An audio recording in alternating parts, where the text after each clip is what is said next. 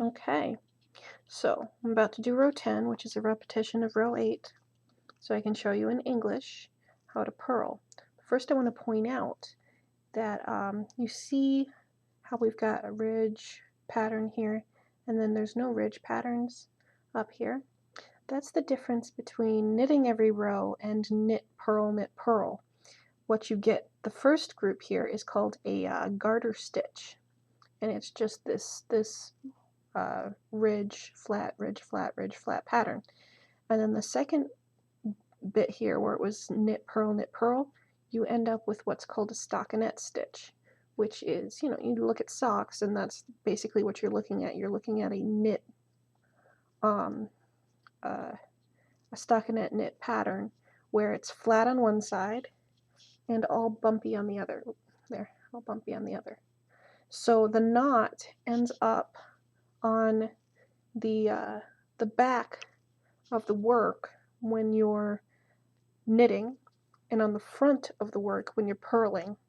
So what you're ending up with is a little framed out area of flat here, because we're gartering on those last 4 stitches, and then creating a flat in the center. Just wanted to point that out. So what I'm going to do is I'm going to throw, or English style, row 10, which is again knit 4, purl 30, knit 4. So I'm going to do that. It's going to be just like before. We're going to knit. Oh, shoot, my camera. Okay, there we go. We're going to knit 4 stitches.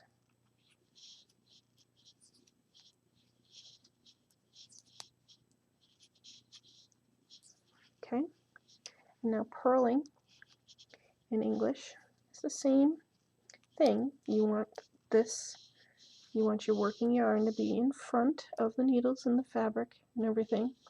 You're still coming from behind, and you're still wrapping counterclockwise.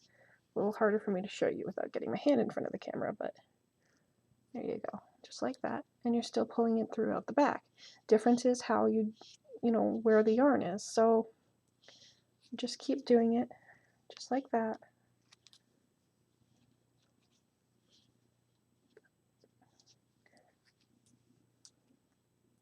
In from behind, wrap counterclockwise, pull back through and off. And that's all it is. It's the same thing as continental. It's just a matter of technique, style perhaps. And like I said, for some people this is easier.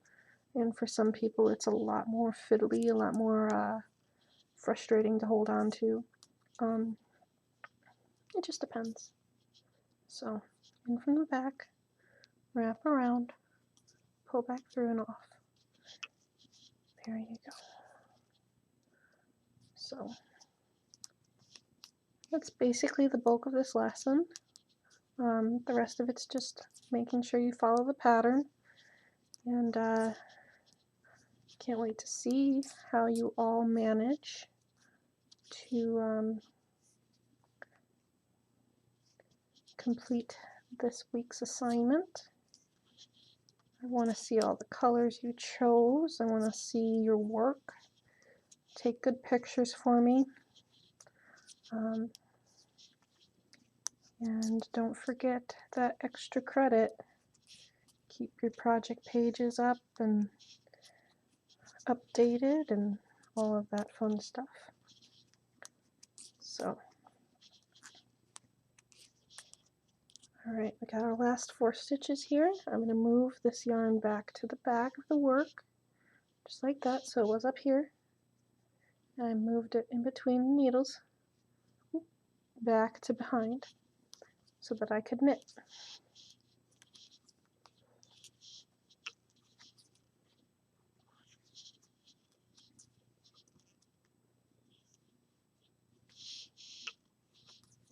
There you go. So you can see even more that flat fabric we're getting. Just like that. Okay. Good job, everyone. Keep plugging along. And like I said, can't wait to see your work. Bye for now.